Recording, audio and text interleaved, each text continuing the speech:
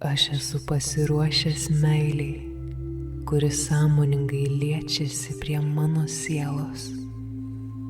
Meiliai, kuri švelniai pripildo kiekvieną mano dieną. Aš nusprendžiau priimti meilę, kuri ramina, palaiko, gydo ir įkvepia. Aš esu pasiruošęs meiliai, kurioje kasdien atrandu po dar vieną priežastį mylėti giliau ir stipriau. Meilė, kuri mato mane jau pakeliui. Meilė, kuri ir tyloje atranda žodžius. Mes papildome vienas kitą taip, kaip tik mudviejų sielos gali. Mūsų meilė tobulai netobula.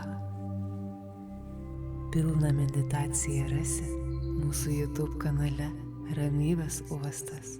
Susitinkame ten.